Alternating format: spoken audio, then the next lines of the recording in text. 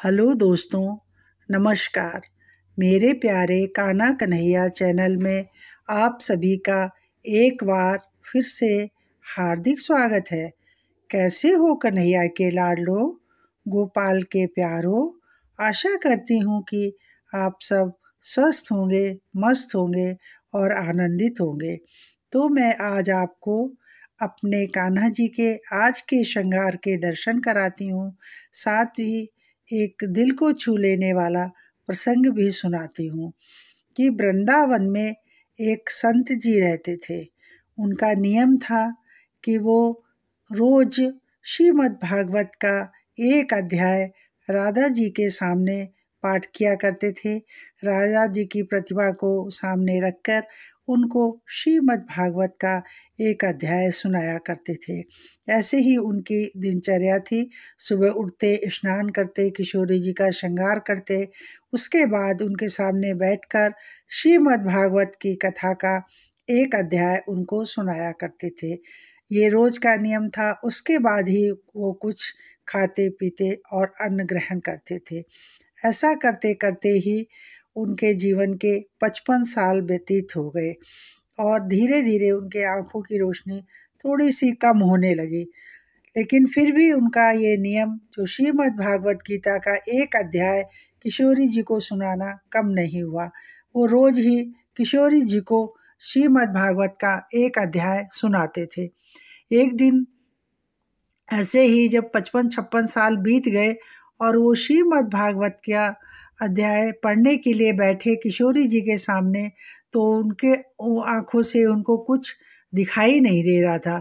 उनको अचानक ही आँखों से दिखाई देना बंद हो गया और ऐसा दिखकर वो रोने लगे। तो उन्होंने कहा कि अब मैं क्या करूं, मैं तो किशोरी जी के सामने पाठ ही नहीं कर सकता हूं। बहुत व्यथित हुए, व्याकुल हुए, रोते रोते बहुत ही आंख बंद करके हृदय में बहुत दुखी भाव से बैठे हुए थे। तो देखा कि कहने लगे, किशोरी जी मुझे क्षमा करना, मैं आज आपको श्रीमद् भागवत कथा का अध्याय नहीं सुना पा रहा हूँ। तभी वहाँ पर एक छोटा सा 10 साल का बालक आया।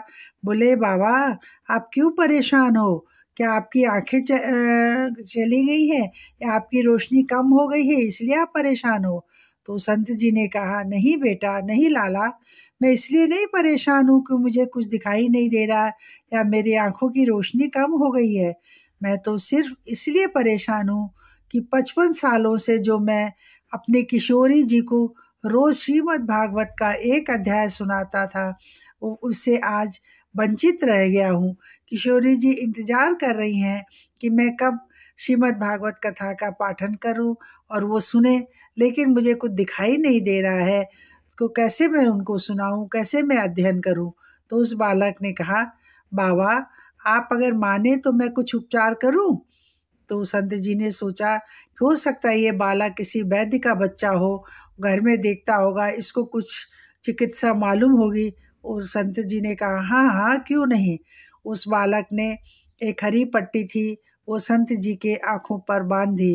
बोले, बाबा इसको ऐसे ही बांधे रखो, 1 घंटे के बाद आँख खोलना। 1 घंटे के बाद संत जी ने जब वो पट्टी आँखों से हटाई तो संत जी को सब कुछ साफ साफ दिखाई देने लगा। संत जी ने वो पट्टी खोल के देखी, सोचा देखें इसमें क्या लिखा है, तो उसमें लिखा था, जय श्री राधे। तो राधा की नाम की महिमा से संत जी की आंखें दोबारा लौट आई हैं। ऐसी है हमारी किशोरी जी की कृपा, राधे रानी की कृपा। जय श्री राधे, जय श्री राधे।